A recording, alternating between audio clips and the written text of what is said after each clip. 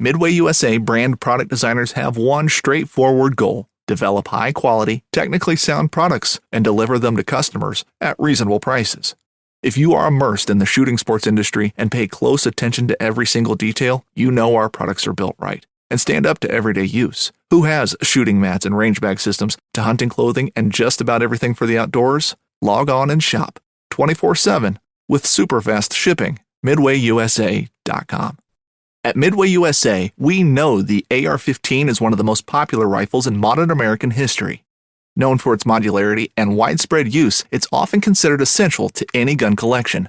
The essential things you need to run an AR-15 are usually always in stock during shortages, things like magazines and 5.56 ammo. Whether you're looking to buy a new AR-15 or buy parts for your modern sporting rifle, log on and for just about everything for the outdoors, shop MidwayUSA.com.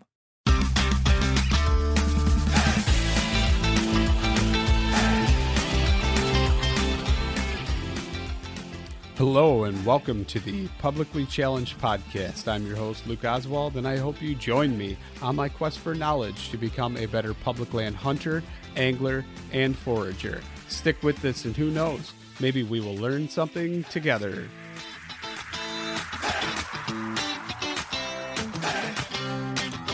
Well, welcome back, you guys. We got some really fun guests for you today. We got Fjolla and Junayd from Honey Badger, and it is an awesome restaurant that I can't wait to tell you guys about. But first of all, they also have a baby with them. So if you are hearing any coos or any sort of little nestlings, then you know what that noise is in the background. So, guys, how you doing? Good. How are you? Good. So tell us, I'm really intrigued. Your restaurant, I saw like one thing right out of the bat I want to ask you about. I saw you guys have glacier water. Yeah, everyone is like controversial. Yeah. We do carry some glacial water, iceberg water, tree waters. We have the water pairing. So the waters, there is a season of waters, but there's season of year-round of waters. We started a few years ago attending largest water tasting festivals and trying to figure out the difference of waters. I specifically had little acid reflux issue where I was told that a certain water is going to cure it. And that's how we began with like researching waters. Mm-hmm. And then we start incorporating that at the restaurant as we find it a little fascinating how there are so many different waters, so many different varieties. And like there is tree waters, there's water from well, rain, volcano, glacier, iceberg. And they vary so much one from another that I think they're very unique on their own way. And we thought of something nice that we can bring that to the table where people get to share what we experience. Wow, that's awesome. Thank you. I'm just really intrigued by the person who's got the job that brings you guys the glacier water. Oh no, it's a company. Oh, it's a company. It's bottled. Although the water's bottled. Yes. Oh, okay. Yeah. I thought I was like picturing somebody up in the Arctic, like hacking with a saw and then dream job. Yeah. Collecting it, hauling it, Sherpa it back. We are actually coming to the end of it, of the glacier. There was a company that they were harvesting by a vessel. It was very unique, but they came as well to closing the company due to pandemic. Mm-hmm. And right now we're doing iceberg, the Greenland, which is closest to Canada. Yeah. Yeah. And then we have a lot of tree waters. Iceberg water is like very little minerals because it never makes contact with soil. So even though it is exciting, we usually start with that one because it has the least amount of flavor. It's a little thick. It's very clean. Yes, and they call it snow in the air. It's basically melted snow. Huh. That's pretty fascinating. Yes, very interesting. What's the tree waters that, I mean, those probably have a ton of minerals. I don't know. So yeah, Totally. we tap the trees. There is a season when by the end of the spring, the end of winter, beginning of spring, when the snow melts, the trees absorb the most water, and that's what the season of the syrups are: the maple, hickory, butternut. There's so many trees that you can tap. There are different ways of tapping them. And usually it goes from the heart of the tree. It spreads then on all on the branches. Then it comes back from certain layer of the tree, where that's what you make the hole. And you have to be very careful of like knowing what you're doing, because you can damage the tree. The pressure gets, one tree can produce around 1,000 gallons of water, and we don't go like, because we're a very small restaurant, so we do always handful of stuff. It's unfiltered, unpasteurized, it's directly from the tree, and it goes bad in a day or two. We preserve sometimes by freezing it, and it's really interesting. It's really refreshing, slightly sweet. It takes like around 40-50 gallons, 60 to make a gallon of syrup. And we love it. It's just so refreshing. You get the whole nutritions and minerals of the tree. Yeah. Something that I think in the festivals you see a lot of different trees, a lot of people like into that too. So but we managed to bring always fresh from Vermont, from upstate, from many different regions. Yeah. Luke hates coffee brewed with maple sap. I do it once. So once a year, I treat myself to it. My problem is I'm a coffee snob. I roast my own coffee. I like sourcing my beans, knowing exactly where they come from, and That's then incredible. putting the exact profile I like upon them. So when I do that, I don't want anything in my coffee. I want it to be natural. Most of the time, I just use an AeroPress so I can filter it. And when I do that, I just like a nice black, clean cup of coffee that has a great finish. However, once a year, I treat myself to it, and then I don't like it because I feel like it destroys all the notes and the flavors in the coffee that I would normally pick up. So I use really terrible coffee and like a cheap Dunkin' coffee or something, and then I'll make it with that, and it makes it taste good. But other than that, I don't do that. I'll just drink a glass of the water straight from the tap itself or my bucket after I cheesecloth it. And then I'll do that like 2 times to just get those minerals and everything. That sounds fun, like a special process for coffee. Yeah. I love coffee too, but the maple sap is something I don't think I would mix that neither with with other things. It's just good on its own. Right. It is so. My dad likes it. So very. Your dad likes it? Mm-hmm. He was getting with the diabetes, so that was his sugar. Oh, I see. Oh, right. So, is it easier to metabolize or insulin breakdown? Yeah, I don't know. You know, I'm just curious. It makes me wonder because it might be. Totally. Probably some components in there that heal you instead of disrupt. Yeah. Because I know there's a ton of minerals and different things that you need. Your body's been depleted of almost the entire winter, and then you get those. So that, I mean, makes sense. Some truth to that. Yeah.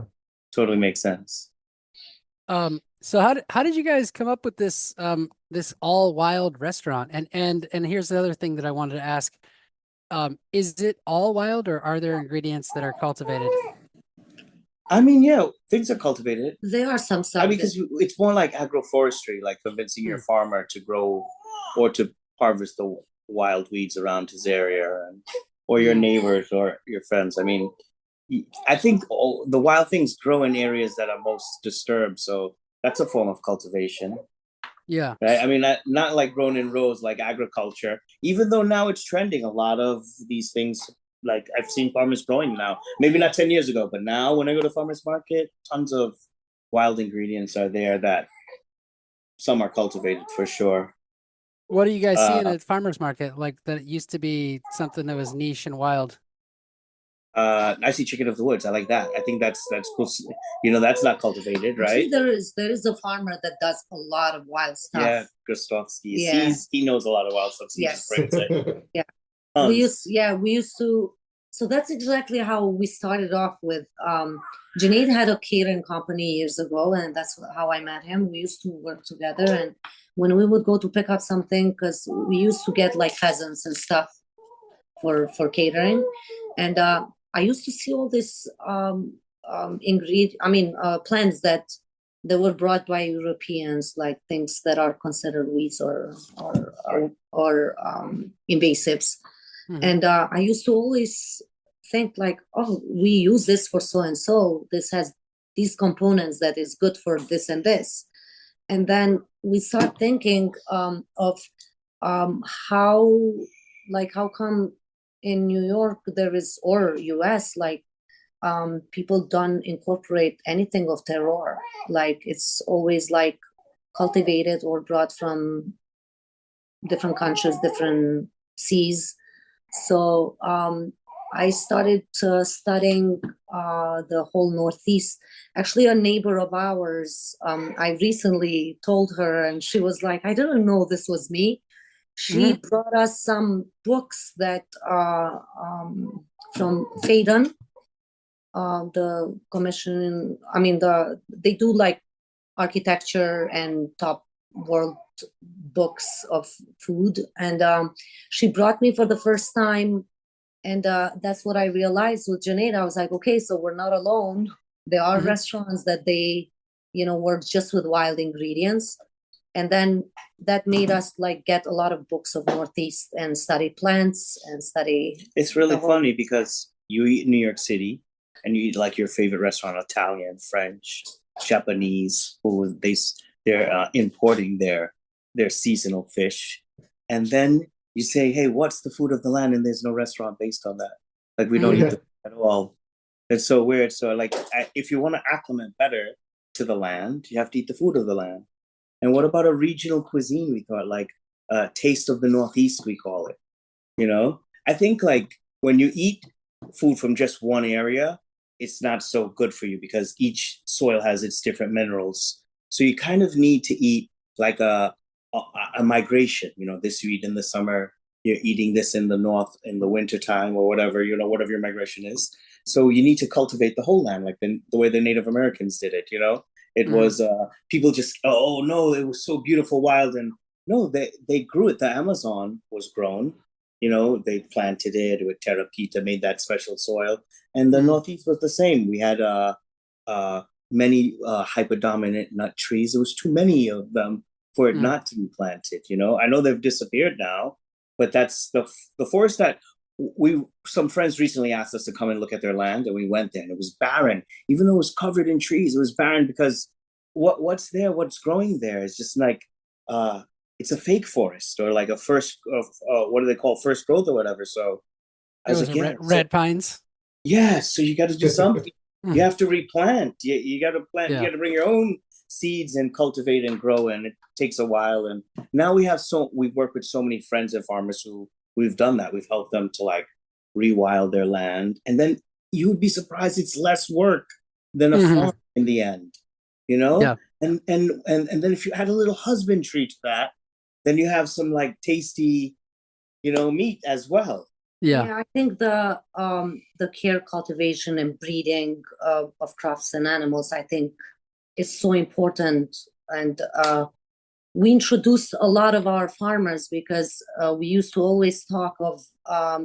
It started off on honey badger has been for a few years, but during the pandemic, we had a lot of farmers that they were complaining about losing the staff and like losing crops and we were like, why don't you just, instead of doing so and so, like just pluck these and bring them to the market and we can show how to make things. And they start bringing and it turned completely on the other side to the point that they would ask us, hey, please, when can you come and check?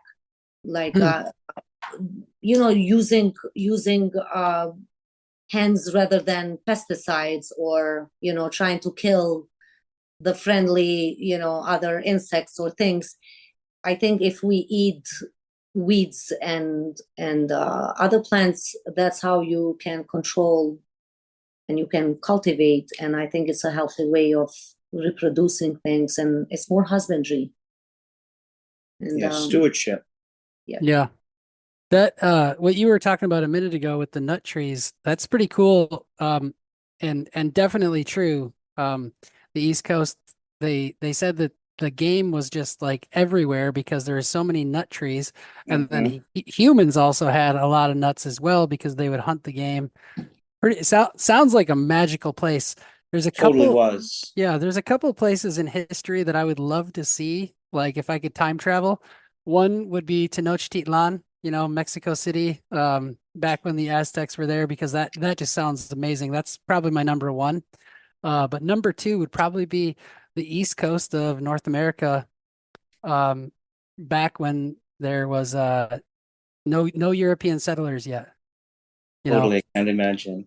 But I hear some stories that some of the largest cities, or largest groups of people, lived without disturbing the land. So like, I think it could be like a revival if we can figure out how to convince everyone to do agroforestry instead. And you know how some places they do that bridge across the highway just for animals, and they can migrate. That would be great. Yeah. Have you heard about that idea where you put a whole bunch of native plants in a small little tiny garden, and you don't let people go in there, and it's like little skip ponds for birds and bugs to migrate from, and that's how you can really help to bring back biodiversity. Well, if you look, awesome. If you look at First Nations people, like they always did, and they still do. The plants that they use, they all have some components of healing. So whatever they take something, it's always good for this, and that.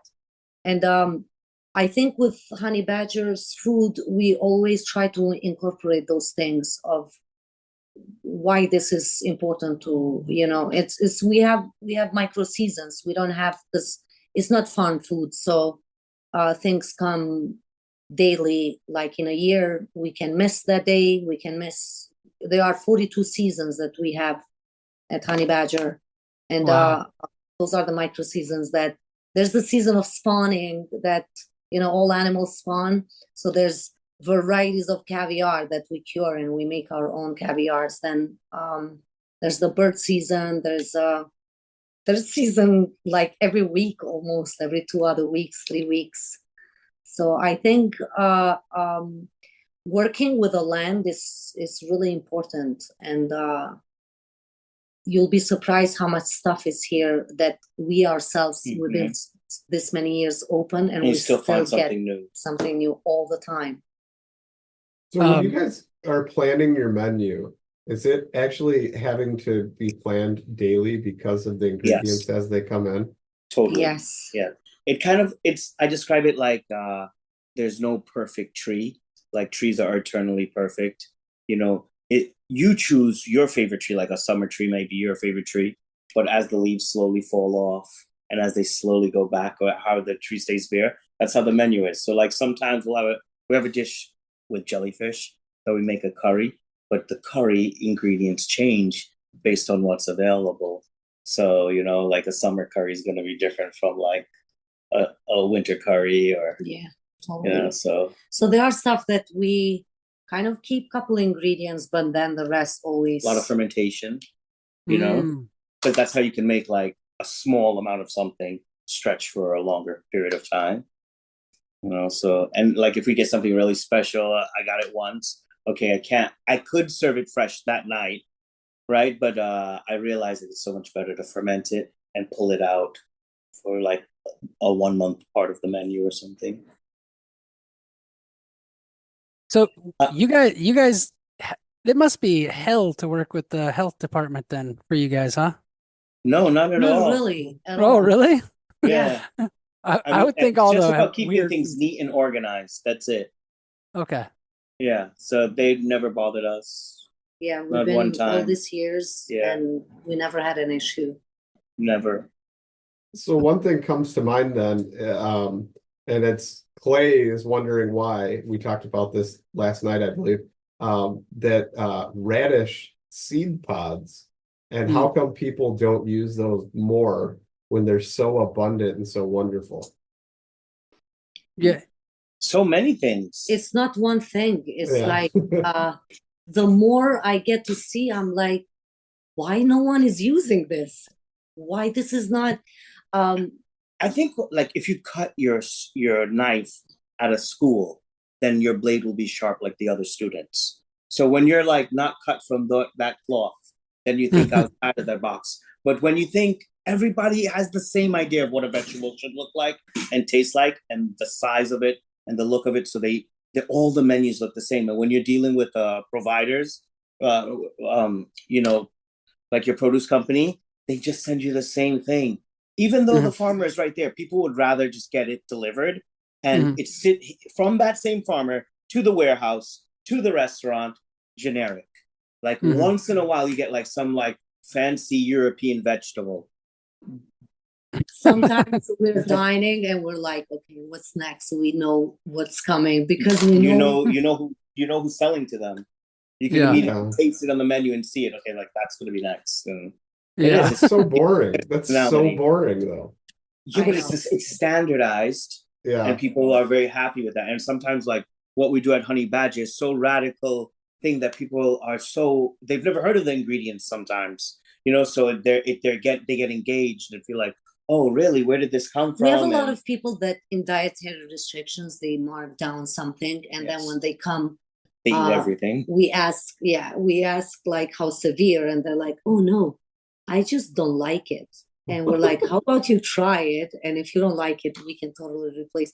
And then they're just like into trying everything, you know, because they got used to maybe one time that they tasted something that was so fishy that they're like, oh, I'm allergic in fish. There are some ingredients that's a hard sell. It's like the bitter ingredients. And, you know, the wild things tend to be less sweet. And you know, we actually as farmers try to cultivate a sweeter, tastier vegetable, so we kind of like that's one thing that we haven't developed.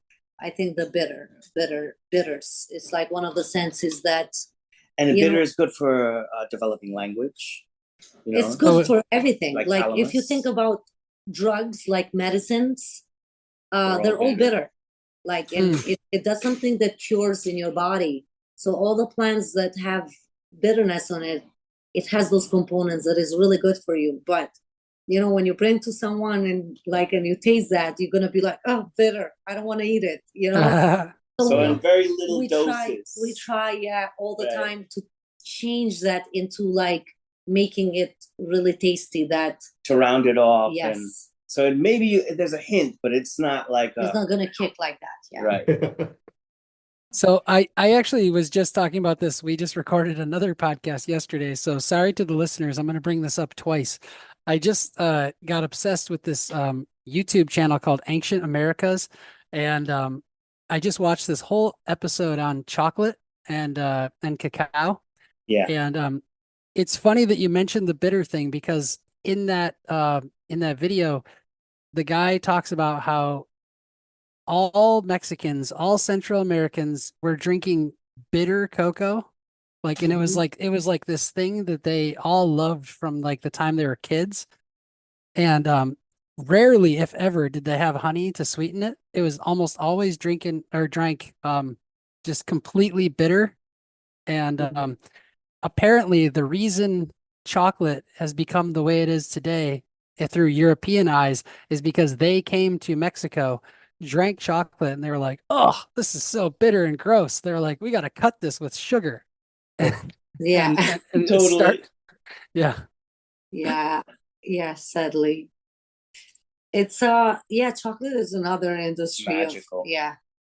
But there are so many plants that we had this Canadian Luthors the other couple of years ago, that there are actually varieties of it, and natives, they use it for hunting.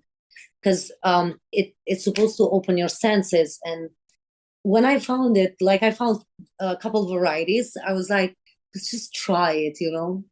I swear you could hear across the street the conversations. What is it? Open the senses. It open your senses. It's Canadian Luthwort. It's a plant. Okay, and, wow. You literally could hear in such a long distance the conversations that I was like, no wonder they were hunting, and like they can hear animals, they can connect different ways. So it's things like that, you know, like it always fascinates us, like how all these things exist, but no one talks about or, you know, brings them in surface. And we find that it's really, of course, we have to do it in a private land husbandry with people who cultivate things, but bringing it to the restaurant and for the first time being able to break those barriers with people, I think it's special. It makes us really happy too, you know, seeing that wow from every other table, like I never had this before, or what is this again, I never had this, you know, like it just, I think it's more of bringing in surface stuff that are there, and we live here, and we're supposed to live with seasoned, rather than creating that fake cloud. During the pandemic, a lot of people started baking bread, and foraging became cool. Yeah. So we really grew a lot during the pandemic. Yes. A lot of social media rose because of foraging. Yes. Because we never had the, you know, like shortening the chain. We never had that problem of like, oh, where are we going to find the sources? We were looking at each other and we're like, let's just go, you know, we'll get it. Like, let's go to that spot. Yeah. And So it was how difficult is it for you guys to get out and gather things though? Like, oh my God, we're like constantly on a vacation. Oh, really? It feels like that. That's what it feels like. And it feels with the kids, you know, so we get out, we're woodsy people. I think it's special because they are not very long trips, but they're not very short neither. So the moment you leave the city, you just feel like you are in completely different state of mind. So like getting, and it feels like treasury too, when you find things that maybe you haven't find them in 3 years. Sometimes same spot, it doesn't come, or maybe we just miss it. And it's fun, and it's special too. We carry it with different energy, different thing, and it's always come from our hand, or people who we know, or people who really care. And I think it makes the flavors different too. Yeah. My understanding of the New York area is very limited because my mother lived in the Adirondacks for 20 years. So I've been to New York a bunch of times, but only to the Adirondacks. So I've never been to the New York City area. Oh, wow. No. We're going to Adirondacks a week after next week. We have one of the cave water comes from Adirondacks. And it was rated, is this company called Realm. Sorry. We have a special license to carry their water. Yeah, because it's at least untreated. Yeah. Okay. It's really special. It comes from a cave that is, it's aquifer. So it used to be like 10,000. It's my favorite water. Yeah. Soon when they start bottling it, it will replace our table water. Oh. Yes. The land still have glacial silk. Yeah, it's really special water. It was always rated the highest minerals and pH level. It's just so good, refreshing. You feel the power, and the package is amazing too. You feel alive when you drink that water. It's so special. Like we just met with them like a week ago. They brought us so many cases. I'm like, you drink it, you literally feel the power of water. And you know, it's like one thing that we didn't study much. First time we heard, sorry, we're coming back to the water. It's just the subjects that the first time we're like, how come water, our body is like mostly water, we know nothing about water. And when we heard of sommelier, I was like, yeah, right, sommelier of water. Like, you can tell the difference. Like, the first day on on one of the festivals that we went, we did try almost 100 waters that day. We did it for like a week, 800 waters and different waters. But the first day, after half day, your palate cleans so well that you're just like, you can tell the minerals. So there are sommeliers that can literally tell you everything about the water, and it's incredible. And I hope one day, like, those things come more as well in trend, which is started, I think. I think a lot of people are talking more about waters. We have some like catering that we started already, but that we're doing in like the small parties that people want to try waters. It's like, yeah, hey, let's try some waters. It's fun. We have home around 200 waters. Wow. We always bring waters. Yeah, it's special. Fishing like a local isn't just about catching fish. It's about connecting with the environment and the people who call it home. It's about hearing the stories and traditions that have been passed down for generations and sharing unforgettable moments with the people you meet along the way. Fishing like a local is having an experience that stays with you forever. And with Fishing Booker, you can experience it too, no matter where you are. Discover your next adventure on Fishing Booker. Maybe one day when you come to Honey Badger. Yeah, I definitely would love to do that. And for real, I can definitely agree with what you're saying. Like, I feel we have springs. You and I have talked about this though a lot. Yeah, about waters. Yeah. Well, but what I was gonna say is that I've been on this kick lately of buying these mineral waters, but they're carbonated mineral water from the store.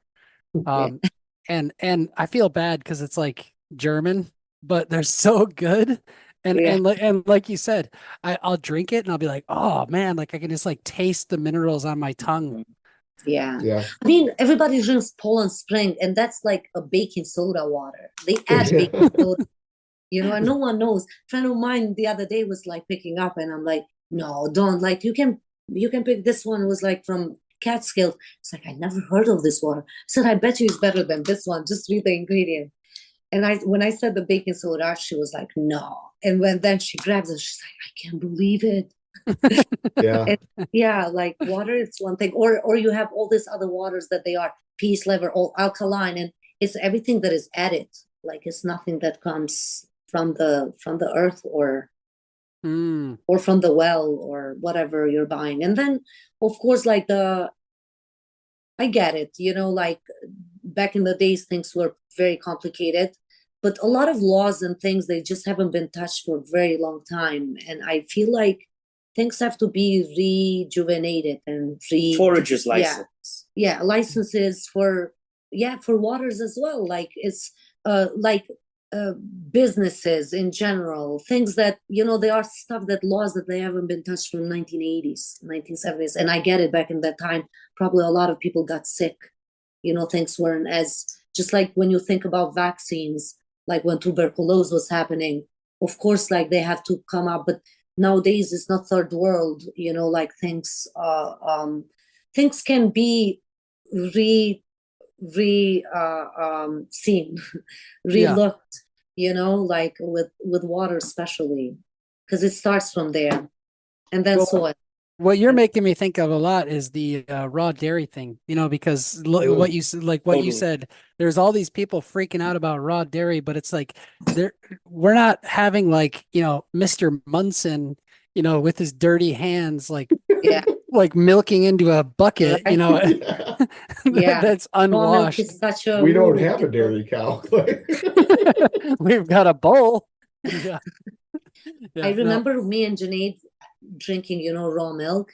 And like, we're buying some drugs or something. And where I come from, we just drink raw milk. And I was a guy in a van, and you gotta he had to meet in the street.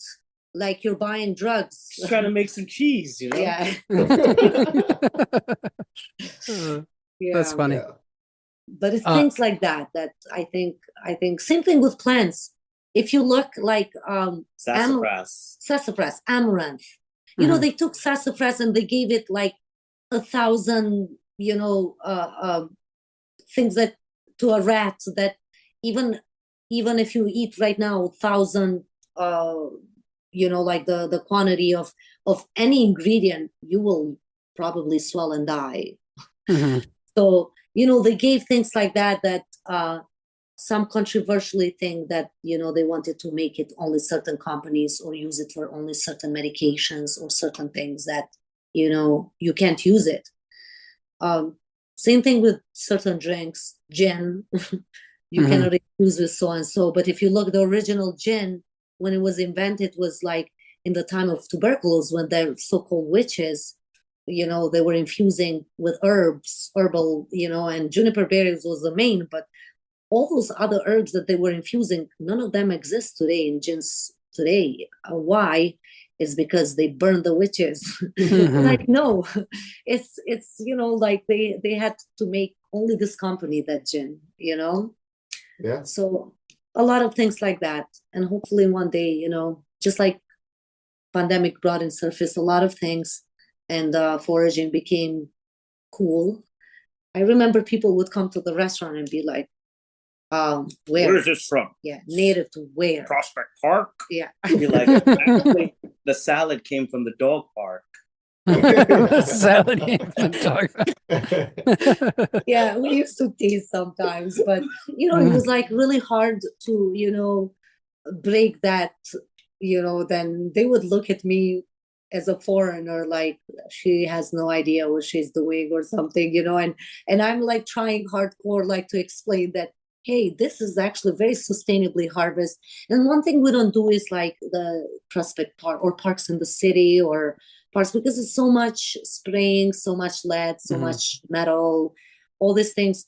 We Good don't for walks and identifying. Yes, it's nice to identify things. Have a picnic. Yeah, but generally, like even city farming is bad. Like those rooftop gardens and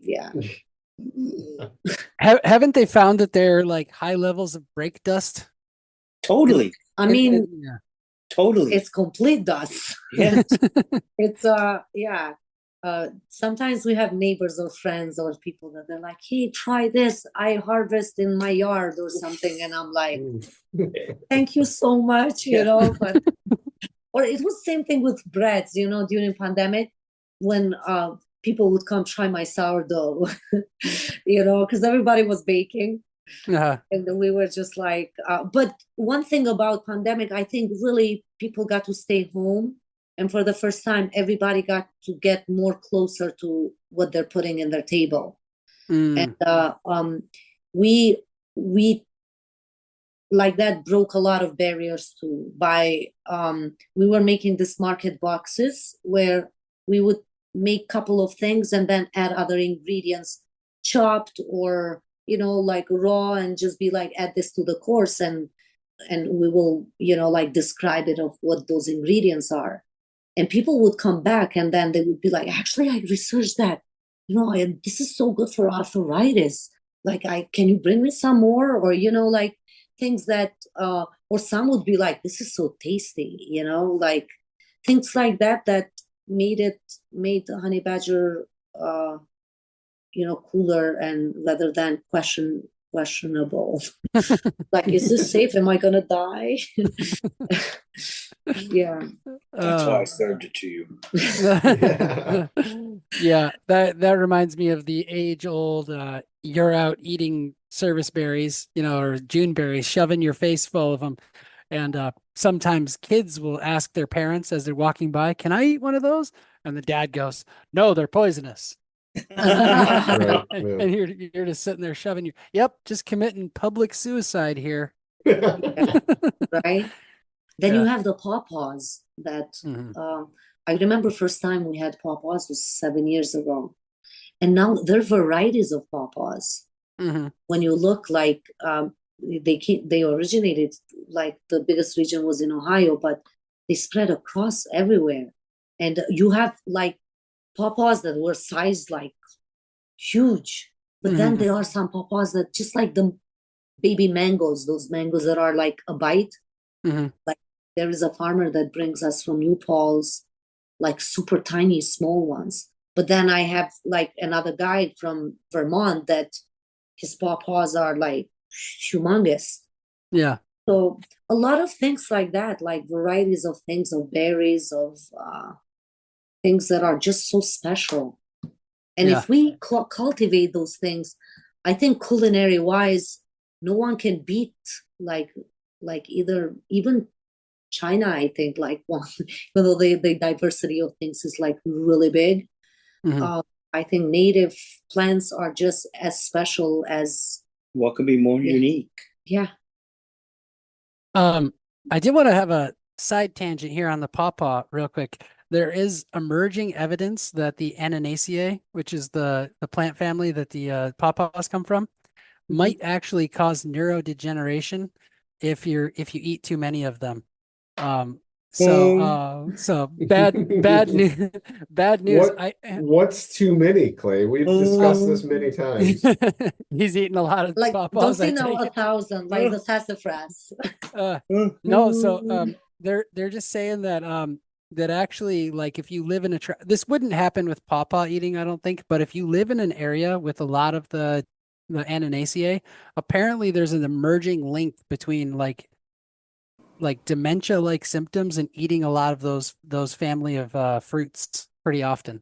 So like sour sop. Another loved one. Oh, it's so good. Yeah. So apparently, it's delicious. Yeah. So I think for me personally, it's made me kind of question. Okay, like during pawpaw season. Let me tell you, I ate pawpaws like no one's business. Stay away from the sassafras. I'll tackle it for you. To the point that I was like, it's one of those fruits you tasted that you can't stop delicious. Eating. And it's just, I ate so many. Like if I didn't have until today dementia, I don't know I don't know what it's considered a lot. Yeah. But I literally ate so much. Like we would get. You know how like fish are heavy in mercury?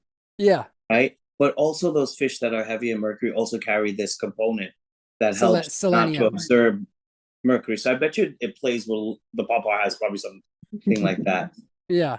But I personally actually get sick of pawpaws a little bit. I don't know if you guys do, but I have eaten myself sick on pawpaws. I have gotten symptoms to where I was like nauseous from them and got an upset stomach because I ate so many. Yeah. Wow. Yeah, I can only handle like during pawpaw season, I can do like 3 or 4 a day. Any more, I'm like, I can't. I'm feeling like nauseous. Wow. I ate till I was like smelling myself like it smelled like pawpaw. You know what's funny? So my 14-year-old hates pawpaws. He doesn't even like the smell. So like if we pick pawpaws, he will be like, roll the windows down. I'm not gonna eat you. I love teenagers. The best. The best. What have you done to us? Yeah, it's so funny how much he hates pawpaws. Luke has met him, so maybe you overfed him. No, he never ate them. Oh, okay. Yeah, he won't even try it. So you guys know how similar like jackfruit and pawpaw smell to one another? I hate jackfruit. Yeah, I can see that. Yeah. So like jackfruit, my son did try. He tried it when he was younger, and he was like, "Oh, this stuff is disgusting." And then it smells the same. So like now my son's like, right, totally. Yeah. So one thing about food and your receptors of like percepting certain things, it's just like our daughter, when she was very little, people used to always be like, "Oh my goodness, she's eating oysters. She can die." Like or she's eating everything. How you guys are managing to give her, and I think how brain works with food is always reminding. Same thing when they come to honey badger. Keep eating the apple till you're no longer allergic. Yeah.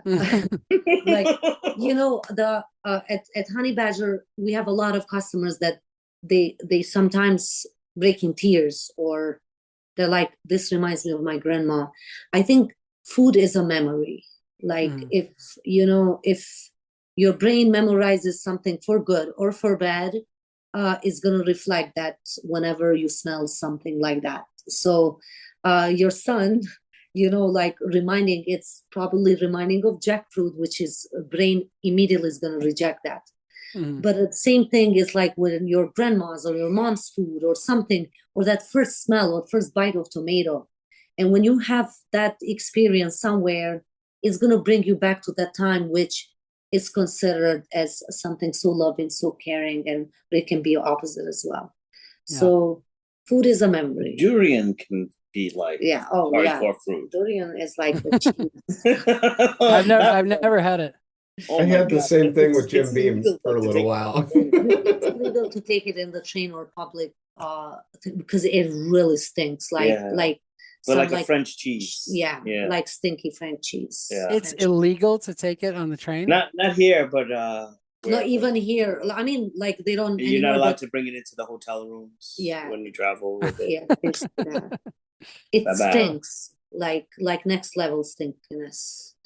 I've never beheld the stench. So maybe we live like here close by Honey Badger. It's called Little Caribbean because in the 1950s a lot of Caribbean moved here, and there's a lot of Caribbean fruits and vegetables that they come from abroad, and there's a lot of durum and jackfruit and soursop and a lot of. Soursop ice cream is amazing. Sounds amazing. Super amazing. But somehow Papa's, like when you make certain things, it changes the flavors into more banana. Yeah. We usually just serve it like we cut one in half and give a half to someone. Just because it's so weird to touch the skin. It's our palate cleanser always. So they get to experience for the first time to eat Papa. They can't believe it's from North America. It's tropical in flavor and texture and color, so bright. They're like, wait, this grows here. It's from here.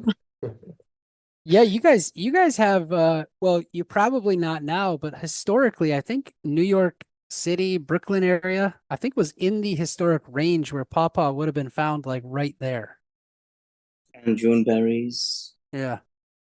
So that's pretty awesome. Our area was from James Lefferts. It was a farmland from Dutch, and then our block, it's called Lefferts Manors.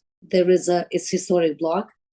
We have these manuscripts from Burchard Lefferts, where this lady, it was the granddaughter of James Lefferts and married Vanderbilt, and she was a cook, so she wrote all these manuscripts. We cook from her oyster pie. Yes, from her cookbook. I mean, hand manuscripts. Pretty cool. Tell me about this oyster pie. So New York used to be big in oysters. So one of her thing was like oyster pie. She had a lot of pies. Yeah, she has a lot of pies. It's basically like oysters with milk and gelatin and in a pie crust with hot some or cold. So served cold then, Hot. Okay. Hot pie. Yeah, a little hot pie. Yeah, very cool. Are we talking? We make very thin crust, so it's crunchy and. Yeah. So when people say pie in the past, are they talking about like something enclosed? Could be anything. Who knows? Pie and pudding. Who knows? She did everything she said was pie, pudding, pie, pudding. I was like, okay. but she used a lot of native ingredients. Right. That people were like, you're never gonna find that. Like spice bush, like she would always like mention things that I remember first time this neighbor brought it, and it's like, probably you can't use it because this stuff don't exist any longer. I was like, that's right. And we just went and we got the whole stuff and we're like, okay, let's try her recipes. There's a house tour that happens once a year that they go on each house, and it's all the history behind all the old houses. That's when we cook. That's what we cook from her cookbook, all the recipes. Oh, you do? Yeah. Oh, that sounds pretty cool. So like what are some of the toughest ingredients for you guys to find in those lists? nothing is hard anymore. Like maybe the first couple of years was like because we didn't know a lot of stuff, but now we have like a little calendar of each month that we kind of know and where it's gonna be. Yeah. As the weather changes, Yeah, but sometimes with the weather you can't predict certain things because sometimes they come early or late. Pandemic was a good years for the wilderness. Amazing. Because so many things grew back. Yeah, a lot of things because no cars, no things around, really nice. And things got to really flourish. I'm always wanting more hop shoots though. Right. Do you want to know the tragedy? I'm sure you do know this, but we have a lot of hop farms up by me, and they actually, because second growth hops will grow more sturdy, they actually have guys walking with weed whackers just buzzing down and just letting the whole shoots just rot on the ground. Wow. Yeah, they just walk around. Yeah, I'm talking like 20-acre farms of all hop shoots, and they're just buzzing the shoots right to the ground. Oh man, I would collect those. Yeah, I know. Give me an hour. They're so delicious. Have you ever cooked hop shoots? Oh yeah. Hop shoots are awesome. I wrote a big article about them a couple years ago.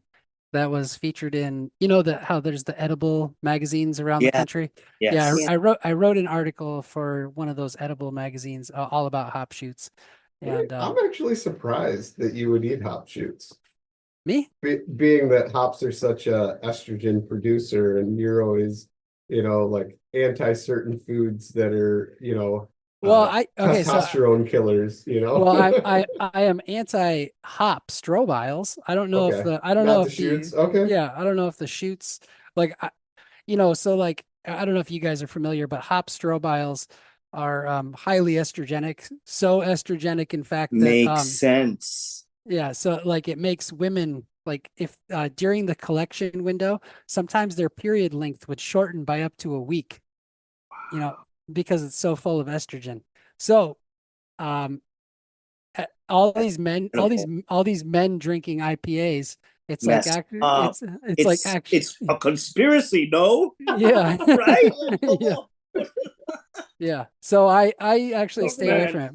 But yeah, I don't know, but I'm not into like I don't know. IPA was always for me not it's not the tastiest. Not the tastiest. But I only like beach beer because I just want to guzzle it. And I can't see myself sipping my beer like. If you hunt enough, you learn the truth. What you seek speaks a language and knows it well. That's why every Primo's call for everything you hunt is made the right way. We sweat every detail so you get more out of every hunt, and nothing leaves our hand until we know it'll work in yours. Because we don't just make the world's best calls, we speak the language. Primos. The 1911 is one of the most iconic firearms in history. Designed by John Browning, the 1911 was the standard issue sidearm of the U.S. military from 1911 to 1985.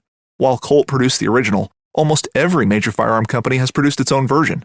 It's wildly revered for its reliability, crisp trigger, and is still a favorite for all types of shooters. Whether you're looking to buy or build a 1911 and just about everything for guns, log on to midwayusa.com. Yeah. I quit drinking a couple years ago, but I definitely loved when I did drink. I used to love porters and stouts. Like that was just kind of the beers that I like a lot. And I never really enjoyed IPAs. But they're really popular among guys. I like wheat beers. Mm-hmm. Wheat beers, yeah. Yeah. We make mugwort beer. Oh, mugwort beer? Yeah, we don't use hops. Oh, that's cool. So you guys are making like a have you heard of Stephen Herod Biener's book, Sacred and Herbal Healing Beers? No, but I'm gonna take that down.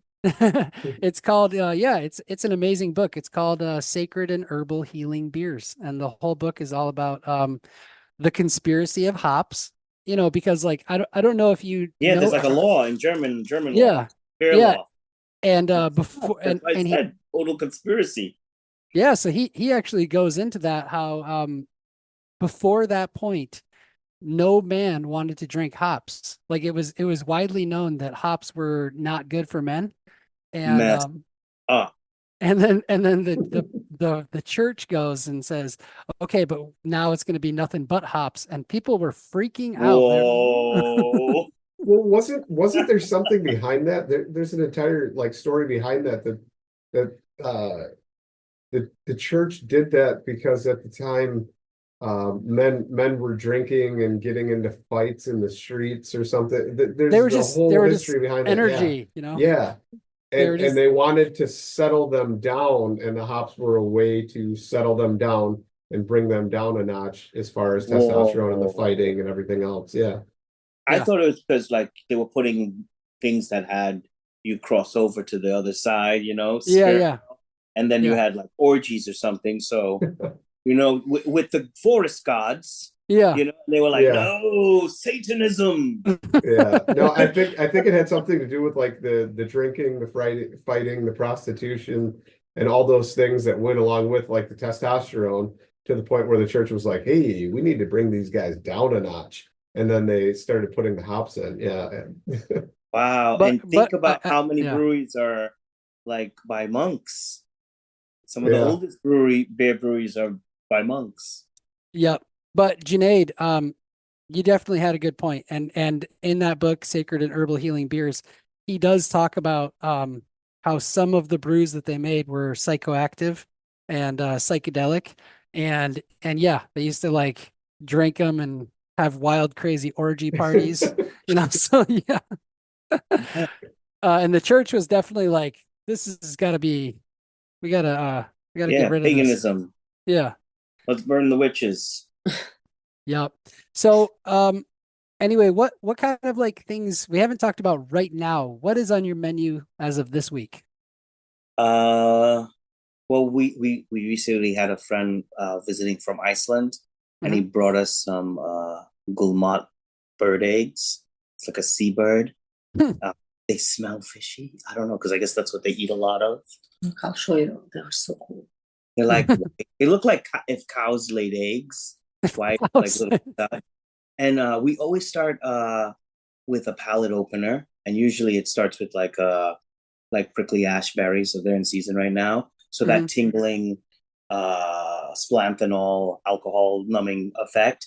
We start with that, and we tell them taste the water before and after. You're going to see it adds depth to the water, and it opens your palate. It starts your digestion, because your digestion starts to rumble. You produce a large amount of saliva. It activates you, and then it kind of also lets you, like, for a moment, wash away from coming into the streets. Those are they. Okay. Wow, those are cool. They are. So they're like huge. How are you preparing them? Like, what's the shiny object of the week? We make a chawanmushi, which is like a savory egg custard. We remove the egg yolks. Okay. We remove the egg whites with the yolk and a dashi. We make a custard, and then we top it with like seasonal local roe that we prepared, like shad roe or lumpfish roe or whatever we have, like flounder roe. Sometimes shaved seaweed. We toast certain seeds, fermented seeds, like that we ferment like kimchi style, and then toasty and like crunchy and spicy. And the custard that it's savory. We serve it in a bird's nest. It's a savory custard. So the base is the yolk, but the other half we make like a little heavier dashi with like 5 different seaweeds, 3 different mushrooms, and then we combine, whisk, and like we just steam it, so it becomes like a savory custard, and then we top it with a rose of whatever, like or the eggs are always changing. Yeah, so that's why we change eggs. Right. We change the ingredients. Could be turkey, pheasant. Yeah. We have forest hen eggs, which is like chickens that don't eat feed and they live in the forest. They're protected by the cover, and they have like they have husbandry. Yeah, they have and wild dogs to protect them from the coyotes and a fence, and they forage like us, and they're tasty, nice orange yolks, different breeds, of course. So you get different varieties of colors. We have those are generally all year, but now is the season of eggs. So we got like goose and turkey, and those are cute eggs. Yeah. The Iceland eggs were really just pheasants are like green, like small. On the Huge Moose Bouge, Fjolla makes a vegan cheese from acorns that we hit smoke. And we have a little acorn mole and we stuff it back and we put it there. It's cute. Yeah. Like a nut cheese. We have like during early spring, when the pine cones are still young and green, we ferment them in honey. So we like you can eat a pine cone. Yeah. So and then we have prickly ash. Do we have any prickly ash here? Yeah, I have some prickly ash here. So this is prickly ash. The green one. See? Yeah. Yep. Nice, super peppery, weird sensation. Yeah. North America's only citrus. Yeah. I was gonna say that's a good shout out there. Yeah, Rutaceae. Yeah, awesome. So that's the opening. Then it's egg, and then we don't know what we're gonna get exactly this week. But I do know we have. It's really hard to get. It's really unstable. But royal red shrimp from Montauk. The shrimp is so red. It's like those shrimp from Spain or that shrimp from Japan. And it's so creamy. So special. Oh my God, a little bit of cure. And this is a zero waste dish. So we use every single part of the shrimp, and the dish only has shrimp in it. So it has the shells that we dehydrate and turn to dust. The head, we make a sauce out of it. And then we cure the feet, we candy, then you get like cured shrimp with dust, head sauce, and then some candied feet on top. So you're just eating the shrimp. So the whole nose to tail. We have a dessert that's staying on the menu for a while. It's Atlantic cold water slipper snails. So they live in clusters we take the slipper snails. It's a sea snail, and they come like fingers attached one to another. We caramelize them first, and then we make then we bake it, and we grind it, and we mix it with water buffalo milk. We make ice cream with that, and then we place it back inside the slipper snails in the shell. And we join put them all back together. Yeah, it's pretty fun. And people that always like a seafood ice cream because it does give like the flavors a little bit of salty, caramelized. Like a butter pecan. Yeah, it's like a butter pecan, but it's like slightly seafood. Amazing. Yeah, that's interesting. Yeah, that's not common. Yeah, and everybody's like really raving like highly of the slipper snail ice cream. So is that a native species or an invasive? It's native. It's native. Okay. Have you guys ever done anything with the Chinese mystery snail? No, I would love to. Yeah, because you know how they're like huge? No, I never heard of it. Chinese mystery snails? Are they up there? Yeah. Apparently, they're like this invasive species that's kind of going across the nation in some areas. And there's these huge freaking snails that just like, I think they're edible. So, yeah. I haven't heard. Well, if you guys can, look tasty. Yes, they do. They look like whelks. No, they do. Yeah, they look like total whelks or conchs, like baby conchs. Yeah, conchs. They don't seem like they're in the sea though, right? I think they're a lake thing. So limpets, we love limpets. Come on, I can't get enough of those. Moon snails. Have you seen those? Those can grow big. Okay, those are delicious, and those are native. Yeah. Huh. So we had a guy in Maine, but during pandemic he moved to Nova Scotia. So now we get moon snails like this, but before they were like they were like small like this. Now they're like, whoa! You could put a soup inside. Yeah. Luke, have you ever eaten a snail? Periwinkles. Yes, I've had escargot. I found it delicious, actually. We have escargot caviar sometimes. There's a guy who grows the escargot and collects the eggs. And he feeds them burdock. Interesting. He feeds the burdock. Yeah, he feeds them. He feeds them burdock. Yeah, and then we also have Atlantic cold water slipper snail caviar. Yeah, because they are spawning. So when we're cleaning them, we just separate the caviar. But that's the thing about everything we do. Like when we get our fish, we separate the sperm, we separate the eggs, and I even taught the fishermen like, hey, when you're cleaning fish for other people, save me all of those things, the eggs, the sperm, the livers, the things, and put it on ice immediately.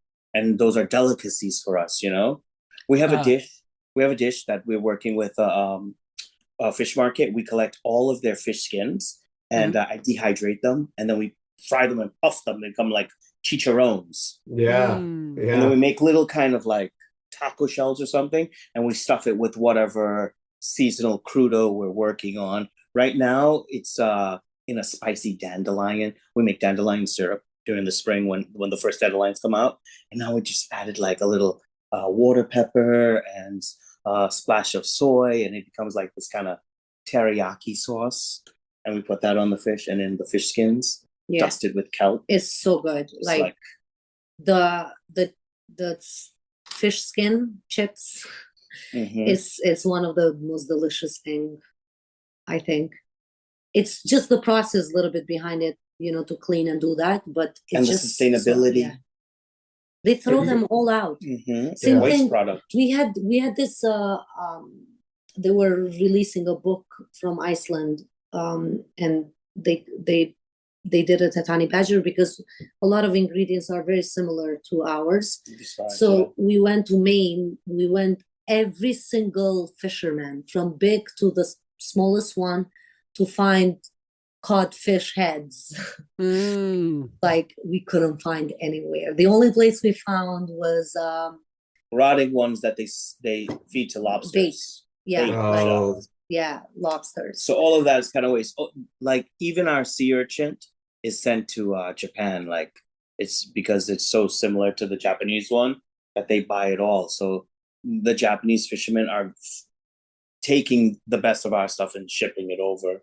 We don't even want it. I think like no one even is thinking about it, but that's hopefully like we put it on the menu and then some chefs will pick it up. And hopefully. Are you guys working with much freshwater fish, or is it mostly ocean? I would say it's mostly ocean, but there is a couple times that we do the lake fishing, the ice fishing, so we do get some, some trout, some perch, but I wish it was more. I wish. Yeah, like mostly sea. Yeah. And there's sometimes that, certain fish, they go to lay eggs in the sea. So like there's like eel. Yeah. Sometimes the heron, when they do that run and they lay the eggs on the branches, or the stray bass when they go to like upstream. And stray bass eggs are amazing. Stray bass roe, cured, beautiful. It's like a light pink. It's just beautiful. Yeah. So super special stuff. Shad roe, very special stuff. I'm really big into catfish right now. Yeah. I'm yeah. I would love that. I bet you guys can make it taste really good. Yeah. It tastes good anyway. So most people don't lobsterish. They don't butcher it, right? They don't trim off all the pink flesh. You want pure white flesh from a catfish, and when you have that, it is absolutely amazing. A little kelp and honey cure on that. Make it taste like. Ooh, that sounds good. So do you guys do you have to have any sort of licensing for mushrooms out there in New York or anything like that? I think that like we're part of the Mushroom Society, and that's kind of a license in a way. Okay. But I don't mess around with too crazy mushrooms. Like what? Morels, chanterelles, like the basic stuff, chicken of the woods. But anything that I have to like triple cook or triple wash doesn't hit the restaurant. Yeah. Work. And why even play around with it? Is it really that tasty that I have to like try that? Like we tried steak of the woods so many times in the restaurant. We have shrimp of the woods, shrimp lobster of the woods. Okay, lobster. Yeah. But it's not like beef steak too. Yeah. Beef steak is nice. I like beef steak. But there's nothing like. It's really, the only really mushroom crazy. that bleeds. Like you're talking that beef steak. I gotcha. Yeah. Beef steak. Yeah. We stay away from crazy things. Yeah, but there's certain things that are just like you can have so and so or something. Like we don't bring that on the table. Yeah. We don't want people to have reaction or totally. Like sensitivity of just certain people. It's just yeah. So is pokeweed ever on the menu? No. Pokeweed. No way. That's funny. Pokeweed juice. It's okay. You should try it. Well, pokeweed is edible, but it's one of It those is. you got to boil it twice. Yeah. And And I'm just like, I don't want to work that hard. I told Clay that so many yeah. times. Is I don't it want to do really? it. Is it because that survival food thing? If it's gonna like wow with the flavor, okay, or it has an awesome story behind it, or a native recipe like how they use it, okay, But like, just playing like, oh, let's serve pokeweed. No, dude, there's a million other things. I had to ask because I'm the same way. I don't want to have to ultra process something just to eat it. Totally, and that's one of our Yeah. things. Like a fresh ingredient is the best because of how fresh it is. So yes, we do ferment and put things away for another time, but really, when you have a really good ingredient, it sells itself. It tastes itself. When you have to, it is fun to transform something that is gross into something tasty, like wormwood. To turn that into like a nice chimichurri that people will still be interested in eating. Okay. Because that'll give them something a little bit different. Yeah. But I did that with Kentucky coffee beans. And turned them into a couple different dishes. And one of them was like an edamame. And then another one, I just ate them with like butter and salt. And to me, the amount of work and effort that went into it just was not worth it, one. And two, I think on the second batch, I did not get sick at all, but I don't think I processed them entirely properly either. So maybe I didn't eat enough of them to get really, really sick, or maybe it's not as bad as people say. One of those things, but I tried them two different ways, but the amount of effort that went into it was ridiculous when you could just go buy, edamame and cook it. So totally. Yeah. Totally. That's how I feel about like digging up a lot of roots. Like, how much am I going to get out of this root when I find it? Like, yeah. Yeah, because in like undisturbed places and stuff like that, sometimes it gets really hard to get them out. Trying to peel hackberries, stuff like. Oh, I love hackberries though. I like taking them and like blending them up and then like boiling them and making like a nut milk. Nice. Which is really, really, I drink the fats from the top that float to the top. It's just it's one of those things that feels like it nourishes you. Totally. Special stuff. But I got to ask you one thing, because Clay didn't do it, and I don't know if he's been doing it lately or not. It's his thing, and I'm stealing it. What is the most disgusting or worst wild food you've ever had or worked with? Disgusting. Like I'll never do it again, right? Yes. Let me think. I want both of you guys. Whale fat. Okay. Whale fat. That is what came to mind. Whale fat? I feel like whale fat. I feel like we just didn't nail it, and there wasn't enough to continue. But we were trying to make ice cream, with the berries and the whale fat, and you mix it together. But when you're used to the American palate and you eat that, you're like, whoa, it's like oily berry thing. We just like, and when you think of ice cream, you think of like Haagen-Dazs, like, sweet and creamy. And this thing is like, no, this is some real, like living in the woods. This is, and you haven't had sugar in years. And then you like that, you feel like, whoa, this is sweet and fatty. But it was a hard one, especially because we thought like it's gonna go at the end of the meal, and in that way, no, this is like a crudo. It's like berries and fish. It should have been like it should have went out more like a this crudo. Is the way according to our modern palates.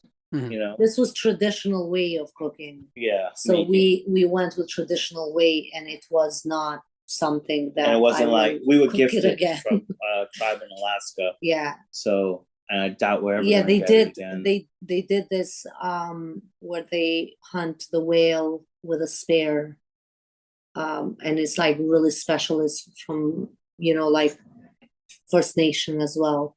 So they go like in a group, and a lot of people die. So it was really special. It was brought like literally like a hen. Like how big is a hen? I don't think we would ever cook that again. I love sea rocket, but there's like a point in the year where it's just so you can't eat it. Like there's a lot of things like that. Like it's a succulent that goes by sea. the perfect time that it's tasty and cute, and then there's a time when it's just like, oh no, okay, that's it. So there's probably a lot of ingredients that we stay away from outside of that window. Yeah, but like other than that, I don't think there was something. What the bitter ingredients can be like that, like like Worth family. Any of those kind of florets that are very bitter. We just don't do those anymore. You have to cook in butter, and like you're basically cooking out all of it, what it is, or masking it so people can swallow it. So I don't have enough courses on the menu to scare people like that. Like if they were gonna sit there for 4 hours, yeah, I'd send them out one bitter course. But bitter things we just kind of stay away from because people don't have the palate for them. Even though men have the most receptors for bitters, and they're not found on your tongue or in your stomach. They're nuts. Oh my God. So why are they there? And have you ever tasted bitter with your nuts? You gotta have Very interesting. Right. When they used to hunt. Like down there. I don't know. Yeah, you'd have to be wearing a loincloth, I guess. Right. I don't. But it's very interesting. Why are the bitter receptors there? I don't know. A lot of things lost to us because we lived so many generations in the wild, and now we're so far removed. So crazy. Totally. Do you guys know what wayfinders are? Play fighters? Wayfinders. So Polynesian islanders that used to be able to hop from island to island, they were called the navigators were called wayfinders. They actually would, they would dip in the waters. Yeah, they would dip their nuts in the water, and they could feel the vibrations of land with their nuts. And that was one of their techniques to find out if land was nearby. Yeah. Wow. So maybe there's something to do with like sensing the bitterness of an island. That's incredible. I always wanted a boat. I was like, I'm going to make my own boat. Special seat in the front of the boat. You got a special lowered seat that puts that way. Yeah, land that way. So I've got a question to switch gears from dipping our testes in the water, but dipping your toe in the water. Have you guys experimented with using bugs within the cuisine? All the time. Okay. All the time. The first time it happened, I have just came back from the Museum of Natural History with my daughter, so she loves that stuff, all those little bug dessert kits that they sell, right? Mm-hmm. And I had a customer. This is back when we had a la carte. You didn't have to do it. You didn't have to do the tasting menu. You could just order from the menu, but you can order the whole menu as a tasting. And I had these cards that I was giving out to the neighbors, like if you when you receive it in the mail and you bring the card and you get a free dessert. So I had just made these cards. I just was about to send them out, but one of my tables grabbed a card. This grandma grabbed the card and she's like, "Oh, I got this." And I was like laughing. I was like mad at first, but I was like, you know what? I have an idea. And I was like, Nina, give me your bugs. Right? So I put we did an American persimmon sauce with the bugs. It was like mealworms, we made cotton candy from maple pebbles. Yes, and we put pop rocks, so the bugs were like alive, like yeah. And I served it. He put the pop rocks from the persimmon. They were just like start popping. Yeah, but they were kind of covered. Everyone was maple. Like, "Wow!" And they enjoyed it so much. Yeah, they enjoyed it. Yes. But their reaction first was like, "No, you try." They were like, "No, you." They're like, "They're moving. They're moving." Totally. So we get a lot of bugs in packages tried already from, they're processed. I did the cicada thing, when I harvest it myself, kind of like shrimp of the land.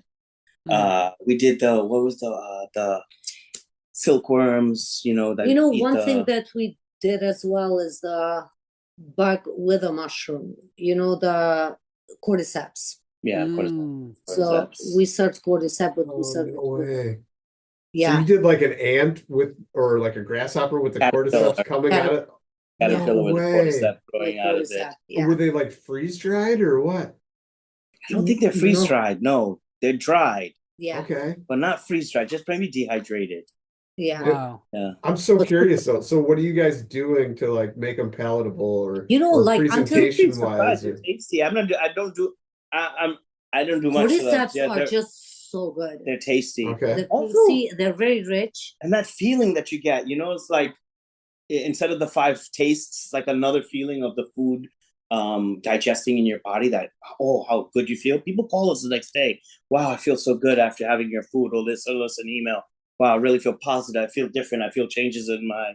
And they always ask for the menu too. Yeah, and I always type it there. But I mean, cordyceps are super important. I mean, mealworms. We did mealworms. Yeah, we also did like some worms from the hickory nuts. Oh, weevils. Weevils. Yum. That's amazing. So you only collect a lot. Those I serve alive. Yeah. We did the ant thing. Everyone's done the ant thing, right? Like on the ice cream, or how are you doing the ant thing? What sets it apart? Yeah, you basically harvest them alive. You clean them, you put them on a tray, you put them in the freezer so they and then you just pop your stuff with it. Are you grinding them up, or are you just leaving them whole? Yeah. A lot of what we do is trying like that. I'm gonna leave so people can connect with the nature. Because if it's grind up ants, you can't tell. Yeah. But physically seeing the ant and eating it different, like the pine cone. Like when we make the pine cones, a lot of the pine cones break up or they don't stay together.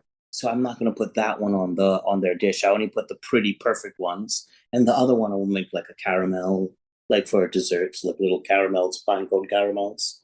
Have you ever had that pine sap gum? Like little pine sap, you chew it. Oh, it's so good. Like you just harvest the pine sap. It's like big crystal rocks like this. Mm-hmm.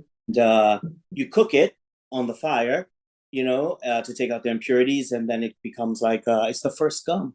It was like for £1. It was the first. Kids would get $1 for collecting a pound. Back in the days, that was a lot of money. Yeah. You said you served the weevils raw. Mm-hmm. Okay, because alive. I collect alive. I collect weevils every year when we do nuts, and I actually will purposely store. That's what we do. I store them in wicker baskets, but then I'll put a baking sheet below. Yeah. And then you can just like shake them off. Not for tonight. Yeah. And they're so good, but we always saute them in butter. Yeah. Totally. You can totally do that. Totally. But I think it's more crazy to have, because I always wanted to serve the ants alive, but I just never figured out how to do that. But the weevils, you see how easy it would be to serve those alive. We had this. Usually they pour a sauce, and then you put the bugs in the sauce so they can't escape. So they can't. Okay. That's the general Is that idea what you did? Ants. Is that what you did with the weevils then? Or? Yeah. We'll do like a hickory nut, syrup or something. We discovered this because there was a time that I was just like, they're moving out of the plate, out of the pan, because they're trying to escape the heat, like. So then we came up with, he came up with they will get stuck to the sauce. So sadly, you should cut this off. Are you guys serving another protein with? Are you serving another protein with the weevils, or is that the protein and there's something else? That would be the main point of the dish. Okay. And then I'm gonna go with whatever grows around that, or like whatever's close to that. Those flavors all usually blend together. So if it's from the hickory nut, I'm gonna do like a hickory sauce. Maybe crunch up a few hickory nuts. We once did. We're making sausages with the pheasant's neck and keeping the head on, but then we would like on the side serve it with like grains that the pheasants would eat, but made into like a mustard or a sauce, Oh my God. Okay. Yeah. So I get it. So we keep the head like. When I think of dishes, I think like that. Like if I'm catching a river fish, what plant grew in that river? and then that's what's gonna go all together. Yeah, we try with the terroir and with the things that like incorporated, like the fish ate this or that, or like things that was right there in the season altogether, or things from the land of that area. Like, let's see, seafood, it comes from this, then we're gonna harvest the succulents of that beach nearby, and then we're gonna get like the beach plums, make the sauce or things like that. So okay, so there's a spot where I catch catfish all the time consistently because there's a brush pile there, and it's an island, and on that island there's also a bunch of horseradish. So does that mean I should be putting horseradish with my catfish somehow? Or it could be like a spicy sauce on the side. Yeah, okay. Right, a dip. Yeah. Right? That sounds awesome, actually, Luke. Yeah, I'm just like, you mentioned it, and I'm like, okay, I got this. Where are we going? I seen you harvesting wild rice. Right? Yeah. I'm still waiting on that. Of wild rice can you really harvest for a restaurant? Like, it's so hard for us. So when we get something like that, it's not like I get to give you a portion of rice. You get some rice. Like, we've been frying it to like pop it like cereal. It's like the crunchy ending, or we make a flour out of it to make a tempura batter, so that everyone could get a little bit of it. Yeah, with ghost rice. With the what? Ghost rice? It's just the whitest. It's the lightest. One guy separates it like different. Yeah, he separates by hand, this First Nation guy, and he it tastes very close to cashews, so it's very nutty. So we grind it, we make a batter, and then we deep fry maybe fish sperm or something. Yeah, that's awesome. It's crunchy, and the wilt is always like really creamy because it's the first stage right before caviar. You know what's really hard for me to find? The not giant hogweed, but the other one. It looks like giant hogweed. Cow parsnip.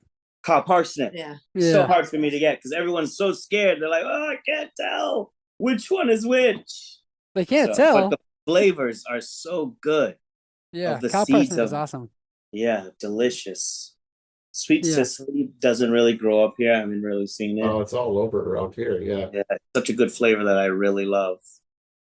Really, really love it. Well, man, you guys, your restaurant sounds awesome, and I really hope to be able to visit it one day. I mean, you guys have to come. Yeah.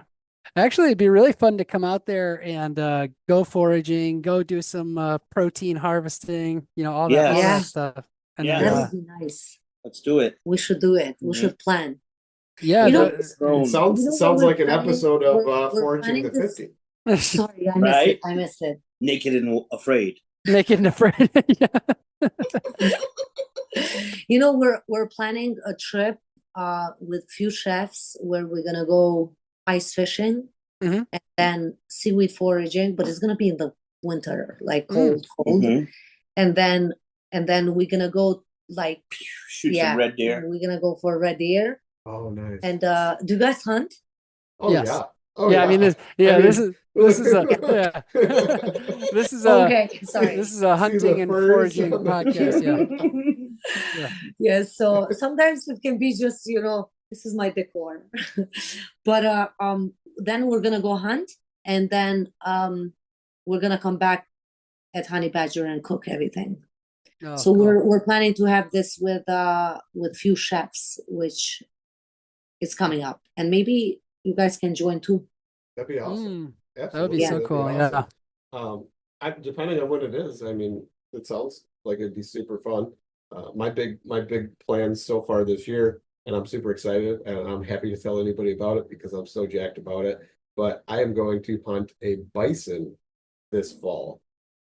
So yeah, he drew a tag. I drew a tag to hunt a bison, and I'm going to do it with my bow, and so shoot it with a bow and arrow, and I'm super excited about that.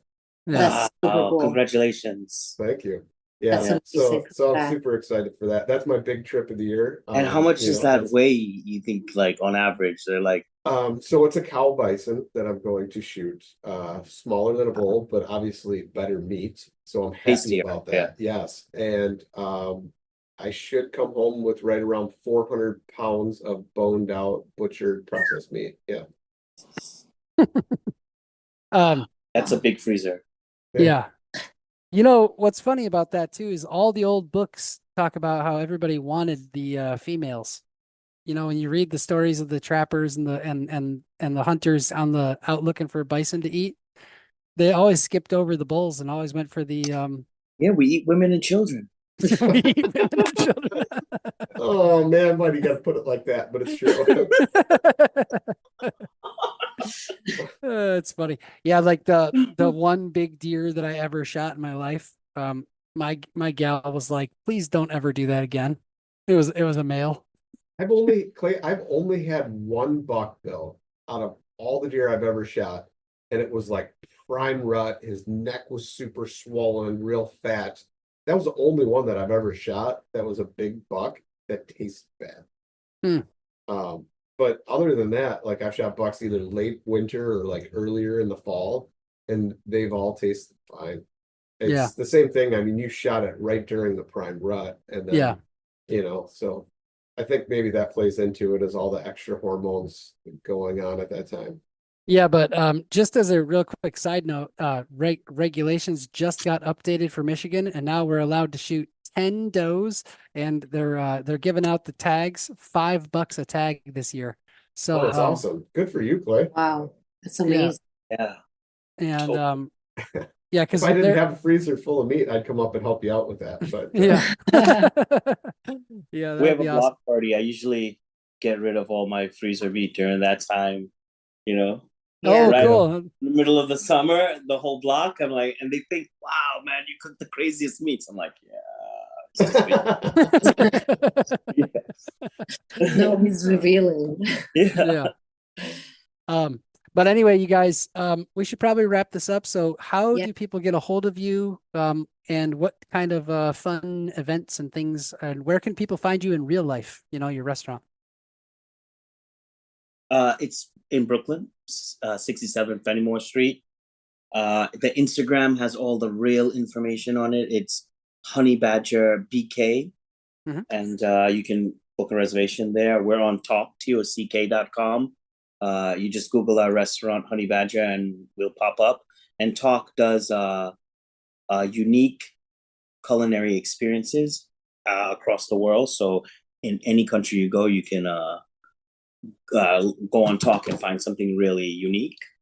That was my Talk commercial. And the phone number is to the restaurant. Fjolla answers mostly. So yes, it's if you ever call, it's her. Yes, so you make reservation straight from either way website but mostly Instagram has the biggest info. We don't share a lot. There's no menu, but we accept all restrictions. Yeah, so and like dislikes, like you say, I don't like onion or any heavy dislikes. Oh, I don't eat red meat or vegans. We get a lot of vegans, so we accommodate all. It's really hard when the vegans come during the game season though, because you're looking at the other guy and he's got like meat course after meat course. That's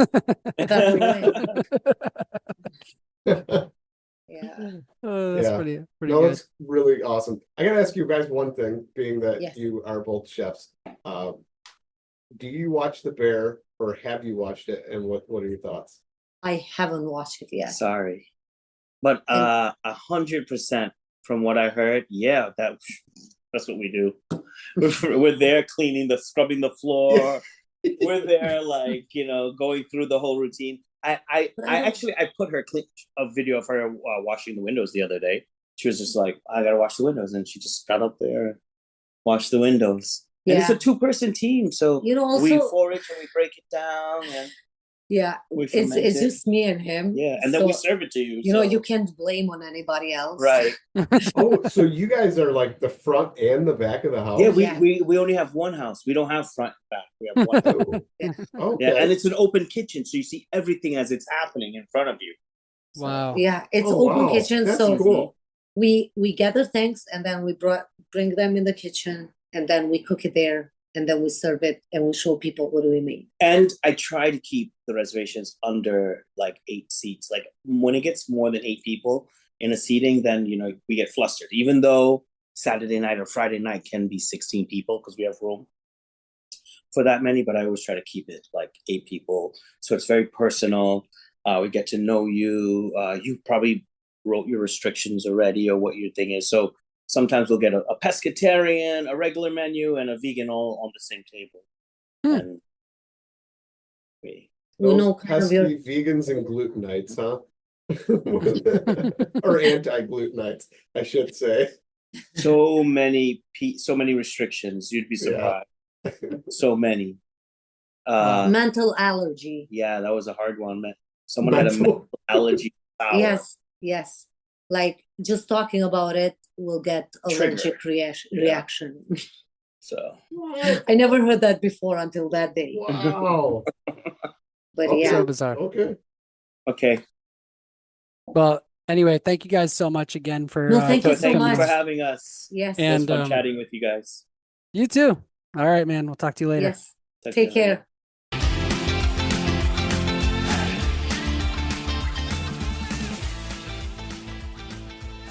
And once again, thank you so much for listening to the Publicly Challenged podcast. I hope you enjoyed the show, and if you did, please subscribe on whatever platform it is you're listening to.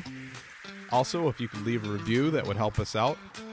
And you can check us out on Instagram or at publiclychallenged.com. And once again, thank you so much for listening to the show.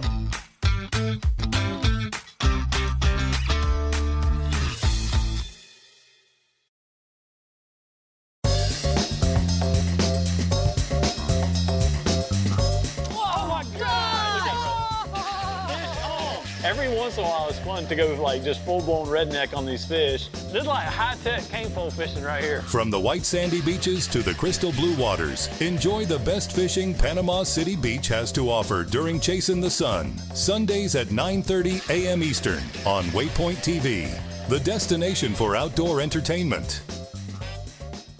4 in the morning. Join me, Chef Jean-Paul Bourgeois, and the whole crew here at Duck Camp Dinners every Monday at 8 p.m. Eastern on Waypoint TV. Birds up in the sky.